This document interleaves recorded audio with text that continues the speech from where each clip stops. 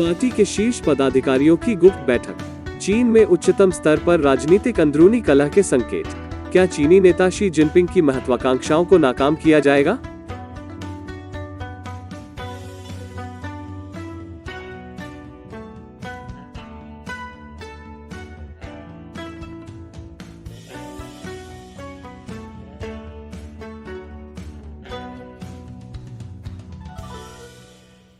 आपका स्वागत है। मैं क्रिस चैपल हूँ। खैर मेरे दोस्तों, हम सभी के पसंदीदा कम्युनिस्ट सोप ओपेरा के सीजन के समापन के करीब हैं। सामान्य शत्रुता। दांव पर चीनी नेता शी जिनपिंग का उत्थान या पतन है, और संभवतः स्वयं चीनी कम्युनिस्ट पार्टी का भी। तो तैयार हो जाइए, यह एक त्वरित पुनर्कथन का समय है। Previously on General Hostility. For more than a decade, China was held in the iron grip of a political faction tied to former Chinese leader Jiang Zemin. But against all odds, a rival rose to the top, Xi Jinping. After a botched coup staged by Jiang's top men, Xi Jinping began a life-or-death power struggle against Jiang and his cronies. In just 10 years, Xi managed to purge 5 million officials under the guise of an anti-corruption campaign. He purged the ones who tried to take him down, but Xi Jinping is no hero. He's a brutal ruler trying to seize power for life, and he'll have his chance next month. But with unrelenting calamities facing China, will Xi's rivals manage to take him down first? क्या show है? Xi Jinping चीनी communist party के प्रमुख के रूप में सत्ता में बने रहना चाहते हैं। यदि उन्हें अध्यक्ष के रूप में तीसरे कार्यकाल के लिए चुना जाता है, तो इसका अनिवार्य रूप से मतलब होगा कि वे हमेशा के लिए प्रभारी हैं, एक प्रकार का राष्ट्रपति जीवन। तानाशाह नहीं, एक प्रेसिडेंट। और उसके पास कम्युनिस्ट पार्टी की अगली बड़ी बैठक 18वीं पार्टी कांग्रेस में मौका होगा। ये बैठकें हर 5 साल में होती हैं। उन्होंने अभी घोषणा की है कि अगली बैठक कब होगी। अगले महीने 16 अक्टूबर को। बस इतना ही। जियांग जैमिन गुट में शी के प्रतिद्वंद्वियों के लिए तानाशाही के नए स्तरों पर चढ़ने से पहले उन्हें नीचे ले जाने का आखिरी मौका। और हमें पहले से ही इस बात की अच्छी समझ हो सकती है कि यह बैठक कैसे घटने वाली है। समुद्र तट की छुट्टी के लिए धन्यवाद। मैं आपको इस त्वरित व्यावसायिक विराम के ठीक बाद और अधिक बताऊंगा। वापसी पर स्वागत है। कम्युनिस्ट अधिकारी होना कठिन है। सभी राजनीतिक साजिशों, पीठ में छुरा घोंपने और आत्मा बेचने के साथ क्या? मेरा मतलब है, हु जिनताओ याद है, कम्युनिस्ट नेता जियांग जैमिन ने मूल रूप से सारी शक्ति चुरा ली थी। उन्होंने उसे लकड़ी का चेहरा कहा, जाहिर कारणों की वजह से। यहाँ वह कैसा दिखता था? इससे मुझे साबित होता है कि इंसानों के पास वास्तव में एक आत्मा होती है, और वे इसे खो सकते हैं। इसलिए जैसा कि मैंने कहा, कम्युनिस्ट अधिकारी होना कठिन है। इसलिए हर साल वे बेदहे के शानदार बीच रिजॉर्ट में छुट्टियां मनाते हैं। लेकिन आराम करने के बजाय यह और भी अधिक राजनीतिक साजिश, पीठ में छुरा घोंपने और आत्मा बेचने के साथ एक प्रमुख अनौपचारिक बैठक बन गई है।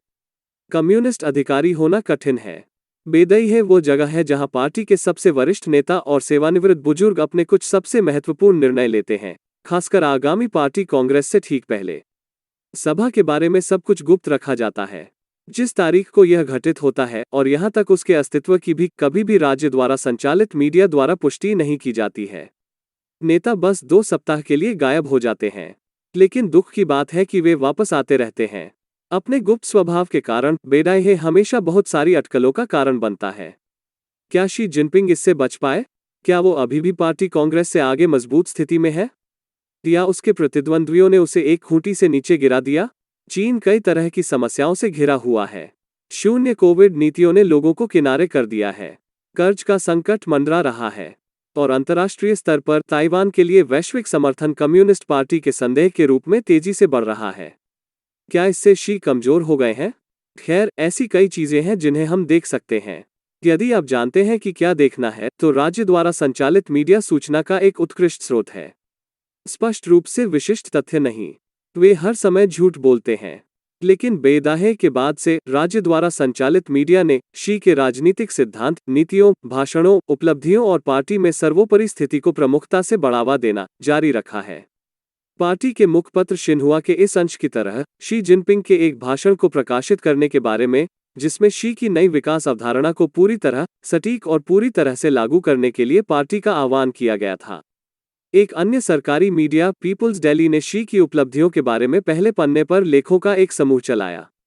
चीन के प्रधानमंत्री ली केकियांग ने शीर्ष स्तर के प्रांतीय नेताओं को शी जिनपिंग थॉट की प्रशंसा करते हुए एक प्रमुख भाषण दिया और पार्टी के कॉमरेड शी जिनपिंग पर जोर दिया। अगर शी की स्थिति पार्टी कांग्रेस के आगे कमजोर होती तो शायद हम यह नहीं देख पाते। एक और ध्यान देने वाली बात यह है कि शी जिनपिंग विदेश यात्रा की योजना बना रहे हैं। अगर शी पार्टी कांग्रेस के आगे अपनी स्थिति को मजबूत करने के लिए हाथ पांव मार रहे होते तो वे निश्चित रूप से देश नहीं छोड़ते। फिर जियांग जैमिन गुट के शी के शुद्धिकरण में नवीनतम ठोस विकास हुआ है। मैंने आपको पहले जियो जियान हुआ के बारे में बताया है, जो ऐसा लगता है कि वो एक डीवो ऑडिशन के लिए जा रहा है। जियो जियांग जैमिन गुट के लिए मनी लॉन्ड्रर भी है। मुझे पसंद है कि कैसे सामान्य शत्रुता के सभी पात्र इतने स्पष्ट रूप से भिन्न हैं। जियांग जैमिन एक टॉड की तरह दिखता है। अब यह वास्तव में एक उदार सजा थी। शंघाई कोर्ट ने नोट किया कि जियो की सजा छोटा कर दी गई थी क्योंकि आत्मसमर्पण, अपराध स्वीकार करने और सजा स्वीकार करने में उनके प्रशंसनीय कार्यों के कारण। इससे पता चलता है कि 1. वह शायद अपना पूरा कार्यकाल पूरा नहीं करेंगे, और 2. उसने शायद जियांग गुट के अन्य सदस्यों पर कुछ मूल्यवान गंदगी छोड़ दी। इसलिए ऐसा लगता है कि शी अक्टूबर में पार्टी कांग्रेस के आगे काफी मजबूत भूमिका निभा रहे हैं। लेकिन क्या इसका मतलब यह है कि शी को सत्ता में एक और कार्यकाल की गारंटी है? खैर, जरूरी नहीं। जैसा कि मैंने हाल के एपिसोड में उल्लेख किया है, चीन कुछ गंभीर आर्थिक समस्याओं का सामना कर रहा है। आपको चीन के रियल एस्टेट संकट के बारे में यह हालिया प्रकरण देखना चाहिए। मैं नीचे एक लिंक डालूंगा। और जीरो कोविड नीति के कारण शहर अभी भी बंद हैं। यह सब उसके प्रतिद्वंद्वियों के लिए उसे नीचे ले जाने के लिए ईंधन हो सकता है। फिर एक और संभावना है। शी को अपना तीसरा कार्यकाल मिलता है, इसलिए पार्टी के दृष्टिकोण से वे आजीवन प्रभारी हैं। लेकिन जमीन पर चीनी लोग तय करते हैं कि उनके पास पर्याप्त है। आइए यह न भूलें कि रोमानियाई कम्युनिस्ट तानाशाह निकोले सेउसेकर के साथ क्या हुआ था। उसे लगा कि चीजें उसके लिए ठीक चल रही हैं जब तक कि एक दिन भाषण के दौरान भीड़ उस पर चिल्लाने लगी। उसे भागना पड़ा। 4 दिन बाद उन्हें और उनकी पत्नी को मार डाला गया। अंततः चीनी कम्युनिस्ट पार्टी के पतन की ओर अग्रसर है। शायद आज नहीं, शायद कल नहीं, लेकिन किसी दिन और बाकी के इतिहास के लिए। और शी जिनपिंग को अंततः इस विकल्प का सामना करना पड़ेगा कि इतिहास के प्रवाह को स्वीकार किया जाए या पार्टी के साथ नीचे चले जाएं। चीन को सेंसर रहित बनाना आसान नहीं है। यूट्यूब अक्सर हमें विमुद्रीकृत करता है, एपिसोड को दफन करता है या गुप्त रूप से लोगों की सदस्यता समाप्त करता है। रोशनी को चालू रखने के लिए हमारा अधिकांश बजट पेट्रियन पर, क्राउडफंडिंग साइट पर आप जैसे दर्शकों या स्थानीय लोगों पर हमारे विशेष सोशल मीडिया समुदाय से सीधे समर्थन से आता है। आज का प्रश्न फू किंग गुड से आता है। क्या होगा अगर ताइवान चीन को चिप्स के निर्यात पर प्रतिबंध लगा दे? दुनिया भर में सभी चिप की कमी के साथ मुझे लगता है कि ताइवान कहीं और खोए हुए सीसीपी चिप राजस्व की भरपाई कर सकता है। खैर, यह एक फू किंग अच्छा सवाल है। ये चिप्स, अर्धचालक, सभी प्रकार की आधुनिक तकनीक के लिए महत्वपूर्ण घटक हैं, विशेष रूप से सैन्य अनुप्रयोगों वाले। अब ताइवान अर्धचालकों का अग्रणी निर्माता है, इसलिए जैसा कि आप कहते हैं, यह एक शक्तिशाली चीज है। दुर्भाग्य से, जैसा कि मैंने इस हालिया प्रकरण में उल्लेख किया है, अमेरिकी वाणिज्य विभाग अमेरिकी कंपनियों के लिए चीनी कम्युनिस्ट पार्टी को वो सब कुछ बेचना बहुत आसान बना रहा है जिसकी उसे दुनिया पर कब्जा करने की जरूरत है। उदाहरण के लिए, जबकि अर्धचालकों पर प्रतिबंध है, अमेरिकी कंपनियां चीन अर्धचालक उपकरण निर्माण उपकरण स्वतंत्र रूप से बेच सकती हैं। उनका उपयोग अर्धचालक बनाने के लिए किया जा सकता है, जिसका उपयोग मिसाइलों से लेकर स्टील्थ जेट तक हर चीज के लिए किया जा सकता है। उन निर्माण उपकरणों की चीन को बिक्री 2017 के बाद से दोगुनी से अधिक हो गई है।